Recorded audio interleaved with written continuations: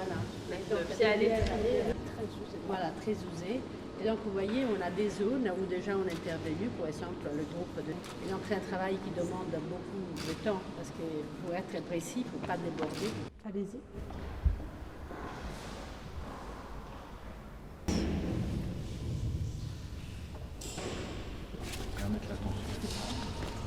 Ça, c'est les bords d'origine.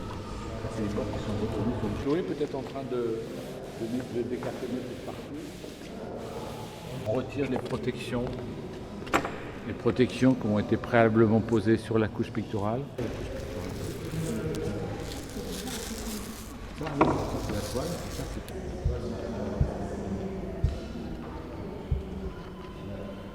Fondamental, ce qui a été fait sur ce tableau de Baugin, XVIIe siècle, ça a été une consolidation des bords. C'est-à-dire qu'en fait, pour pouvoir convenablement retendre la toile sur son châssis, il faut que les bords soient consolidés.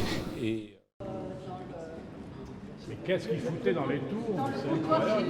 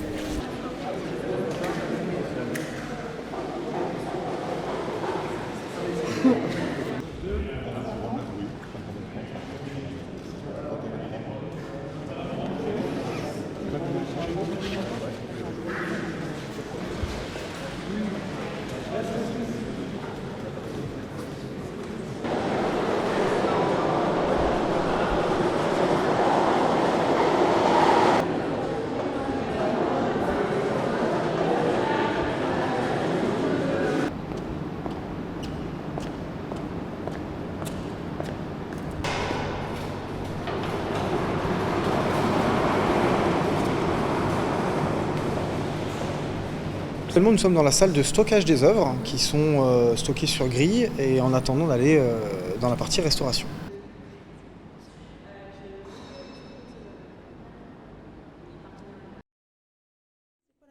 Ah, donc, dans les altérations esthétiques, je dirais, il y a deux différentes altérations. Un, c'est les usures, vous voyez comme ici par exemple, parce que la couche picturale est usée, on voit la trame de la toile. Et d'autres, c'est les lacunes, comme celui-ci. Ça, c'est la lacération où il manque complètement la couche picturale, c'est-à-dire que ça n'existe plus, elle est vraiment lacunaire. Alors, sur ce tableau, on fait la dernière phase de la restauration qui est la réintégration des lacunes, c'est-à-dire on comble les lacunes et les usures avec une gamme de couleurs qui est faite pour la restauration. Donc on répique toutes les petites usures que vous voyez là et les lacunes pour rendre une lisibilité complète à l'œuvre.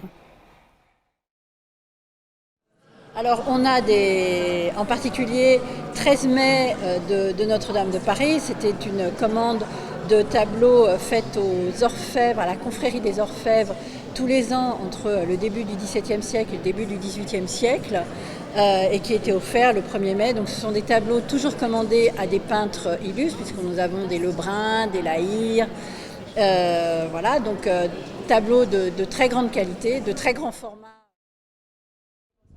Alors, les œuvres ont d'abord été extraites de la cathédrale la semaine de l'incendie.